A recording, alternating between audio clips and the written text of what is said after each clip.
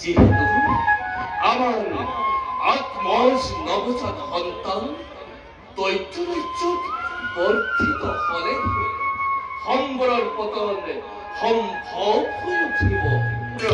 আৰু সম্বৰৰ মৃত্যুৱে ৰতি মদনৰ আংগিক মিলনে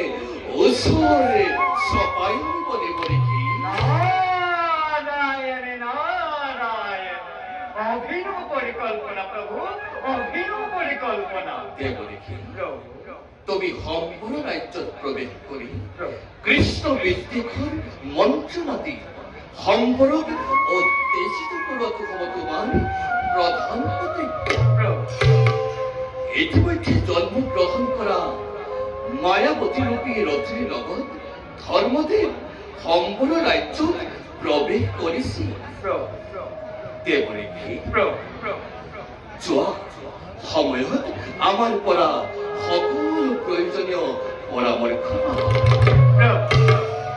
তোমার আজ্ঞা শিরোগত করে নারদেবে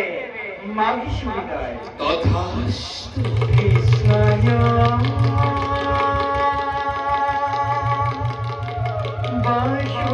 বাসুদেবা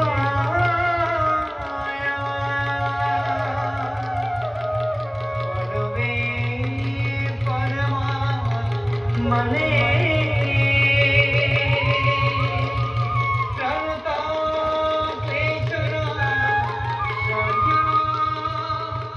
গোবিন্দায়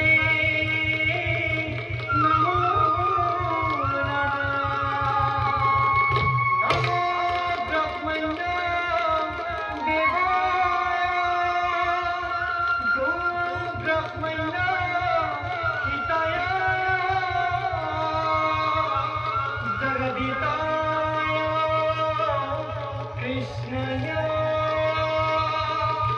গোবিন্দায় নমো নমঃ তোমার শরণ হে ভদ্র গোবিন্দ না জানো একো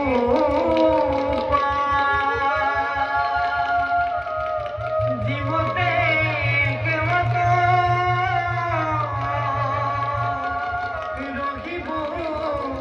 করুণা করিতে করি